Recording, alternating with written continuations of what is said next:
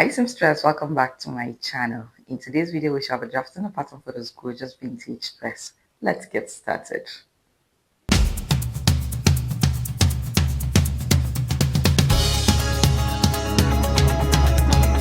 Okay, so in today's pattern, if you look at our guide, you would realize that the dress is cut together with the front and the back.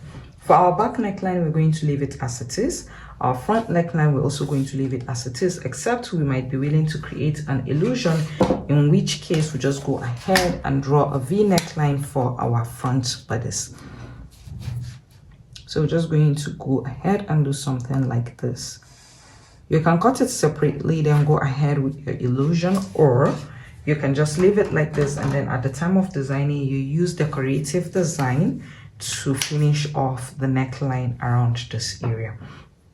So I have previously explained this shortened length in videos in the past as to why the back is shorter than the front, and so I'm not going to go into it. You can refer back to our videos in this channel. There's an explanation as to why the back is shorter than the front. Our darts are going to remain the same. We're not going to touch them. Okay, so I'm just going to go ahead and match this like this, the waist area. Hold it down with a tip like this.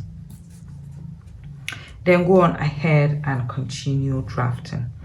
Everything here is just for the purpose of illustration, but you can go ahead and do the same thing to your pattern when drafting. So from our waist area here, that's our waistline, we're just going, that's on the front bodice, we're going to measure, let's say, between 15 and 17 inches. So you just go ahead and mark it like this. Remember, everything here is just for illustration. That's the mark I'm making. It's just for the purpose of illustration. So I'll go ahead and draw a straight line. Remember, everything here is for the purpose of illustration, so it doesn't matter that my line here is close to my waistline. I'm just trying to illustrate this. Good. Remember, I already told us the reason why the length of these pieces are not the same. So I'm just going to go ahead now and close this dart so that I'll be able to work with this place freely. So I'll take this out now, separate them, and go ahead and close this dart.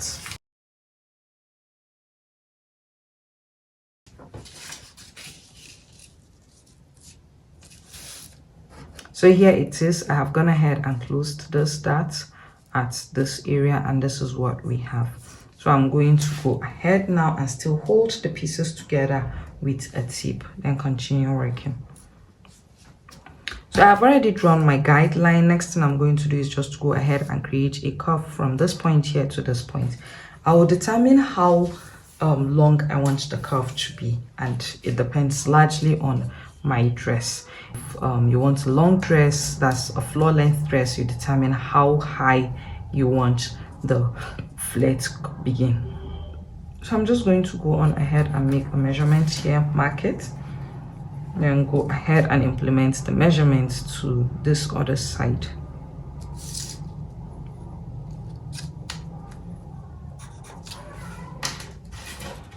I'll connect this side here with a straight line. That's on the center back, like this. Then using a curve, I'll connect this point here from the center front to the side like this.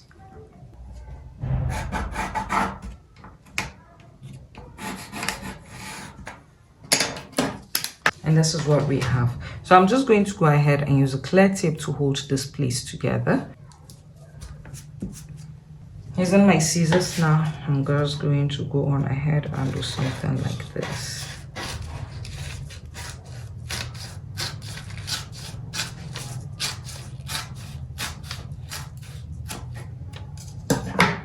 We're done with these pieces here, the upper piece.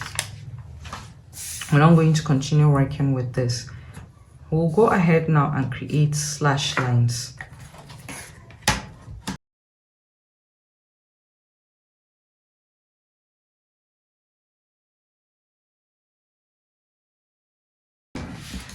Go ahead and slash them.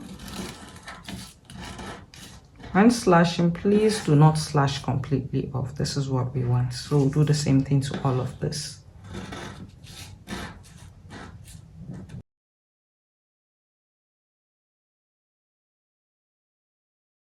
I have gone ahead and made the slashes on our pattern. This is what we have.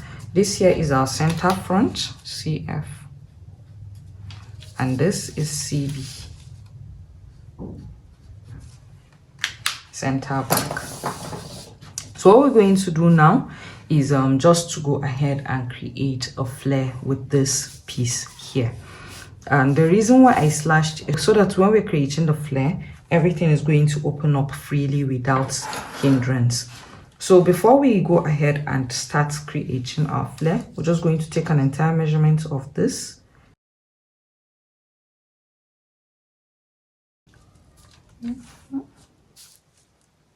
Okay, 20.5. So whatever it is we're going to do when opening up this to create our flare, we're going to ensure that we do not exceed the 20.5 centimeters. In places like this where there's a sharp point here, we're just going to go ahead and create a curve around that area. So this is our center front. Center front is going to remain like this, and center back is also going to remain constant. So I'm just going to go ahead and place this like this. Ensure that center back is also center back and it is flat. I'm going to hold it down with a tip. Then go on and take the entire measurement like this. Ensure that what I have is exactly what I measured initially. If it's more than that, oh wow, perfect. This is it. So I'm just going to go ahead now and smoothen this place with a curve.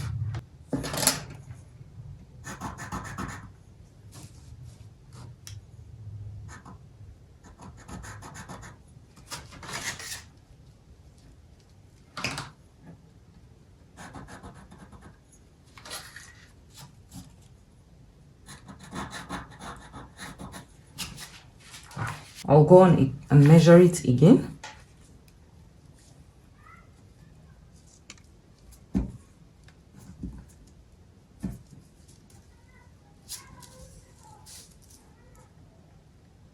Perfect.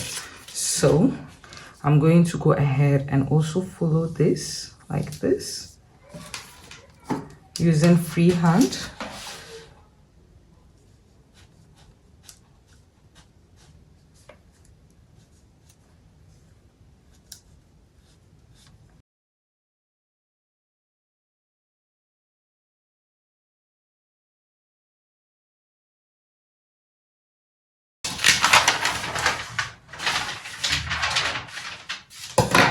This is what we have. I'm just going to go ahead and take out this gently.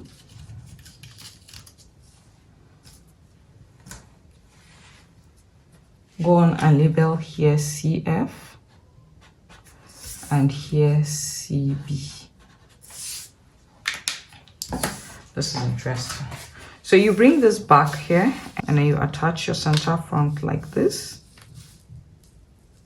I'll try to hold this. Let's see what we're going to get.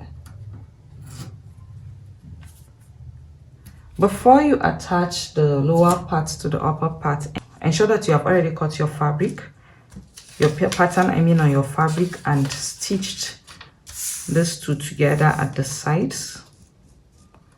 Finish off the sides like this, then you continue like this. And this is what you should have at the end here. The reason why this place is raised is because it's paper, but when you do it on your fabric, it's going to give you that flare effect at the hem like this. So this is how you go about it. It's very simple, very easy, and this brings us to the end of this tutorial. I hope you find it helpful. See you in the next video. Bye.